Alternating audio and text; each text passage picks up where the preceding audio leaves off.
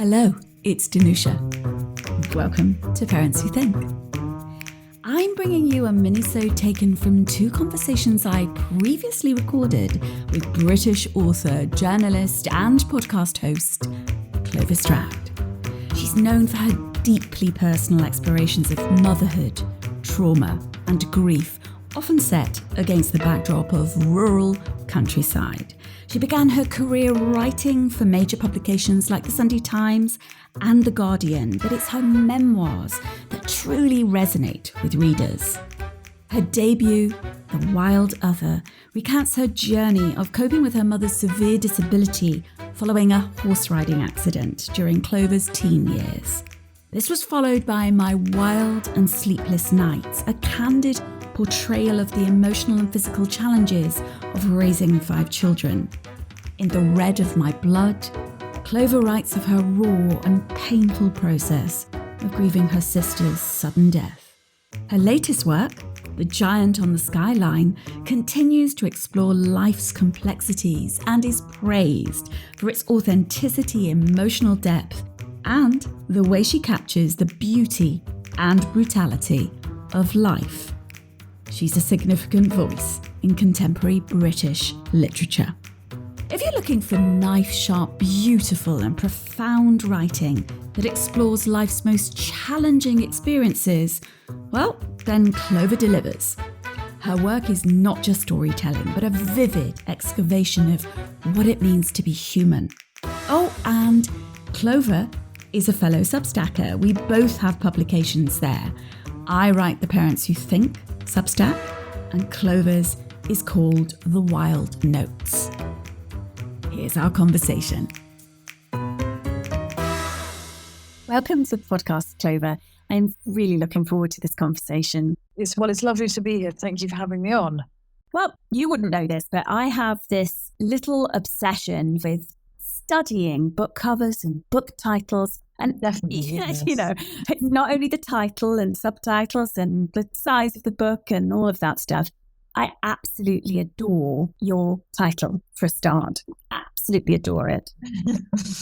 Yeah, it was. It's funny. Book titles are really difficult to get right, actually. And with My Wild and Sleepless Nights and The Wild Other, the title came quite far into writing the book. The book had to have a character, and I was very pleased with My Wild and Sleepless Nights because it kind of got for me what I was trying to convey in the book. It takes a certain degree of kind of fortitude, I think, to especially being at home when you've got a very young baby and a toddler. That's really hard. And I think that, one of the things that I wanted to write about in the book is how brave and strong mothers are, really. So, yeah, that was what the title was supposed to kind of convey as well.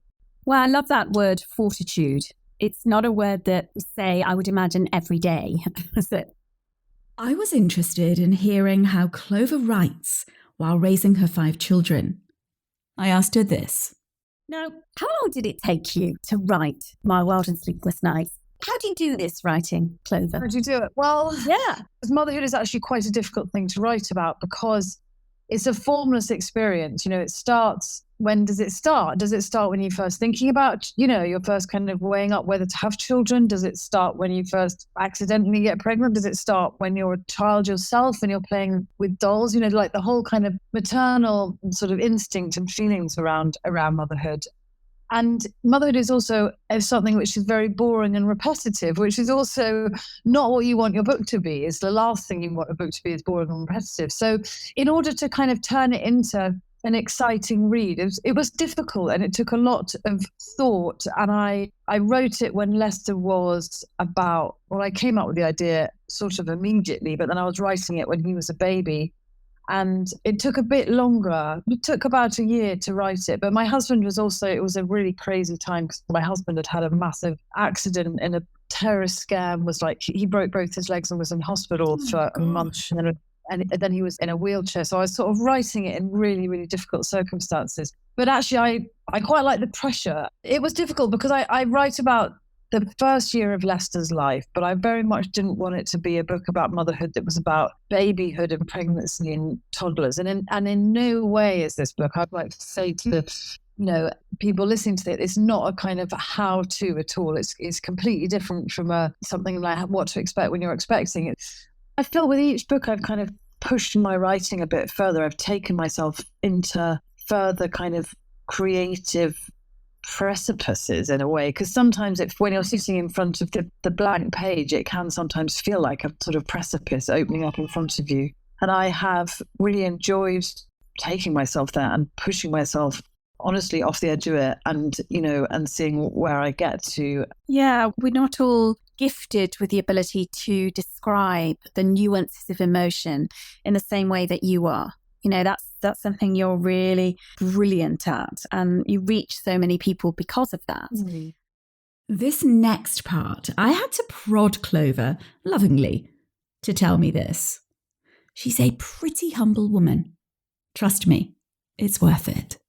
Elizabeth Gilbert gave me a lovely quote for the hardback, actually, which is something like, when every time a woman tells the truth like this, it sets another woman free.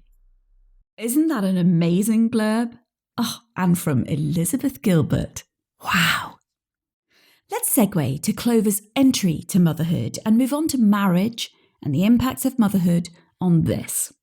So I had my first child when I was 24, but I would say that, it was something that was probably in me before, the desire for it was something that was in me before then. And I really loved motherhood straight away. I really, really loved being a mother to Jimmy and Dolly. And that was really, really joyful, actually. And I was a single mother. By the time I was kind of 27, 28, I was actually a single mother to both of them, because my first marriage broke up. So I was doing very sort of full-on mothering on my own, and I was supporting them completely on my own and working as a journalist in my late 20s, and disorganized and all over the place. Although my career did start taking off then, definitely. But I think that I think in a way I found mothering a lot, although I was in difficult circumstances, but emotionally I found motherhood probably the easiest in my 20s. And I think that having, and then I had the other three in my late 30s, and Lester was born when I was 40, I think just about when I was 40. In a way, life does get harder, more responsibilities, more stuff happens. It gets more joyful in many ways too, but it's juggling lots of kids, career, and keeping the marriage going, keeping everyone happy. It's just a lot of things that you put on your plate, really. Well, I imagine your expectations of yourself are different. I mean, that's what I've found. I've had different children in different periods of my life, or rather all. Let's just say that, from teens right through. And I just, the pressure, the internal pressure to show up. I was different in my teen and 20s mothering. And also the juggle is very, very different. It's more complicated. It just is, I think, as we get older. Definitely. So I'm curious about, you just said, keeping the marriage going. So it's the whole range of motherhood. And it's about how motherhood, it changes your body, it changes your life completely, it changes your marriage, it changes your sort of sexual desire, it changes your career.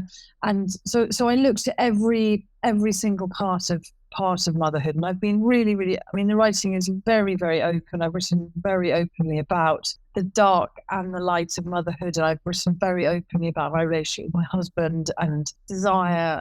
Oh, that in itself is a big topic, isn't it? Oh my God, Clover. Where do we go with that? Oh, kids and desire. Yeah.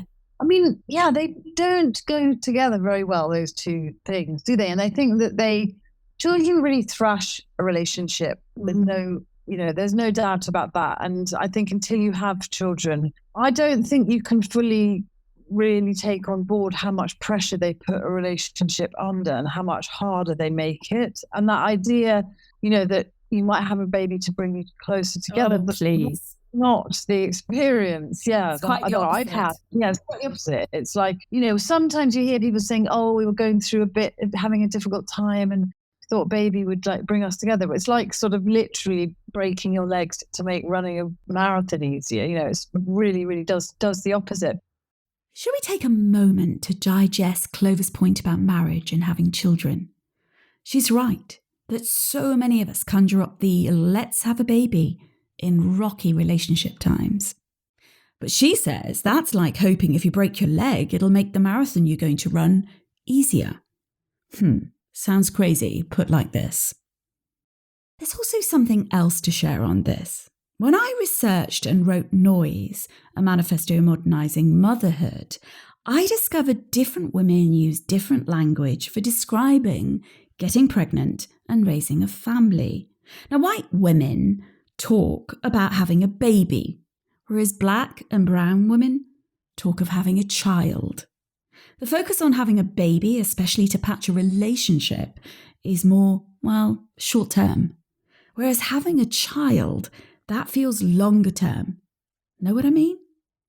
Let's get back to Clover and I talking about having kids and relationship.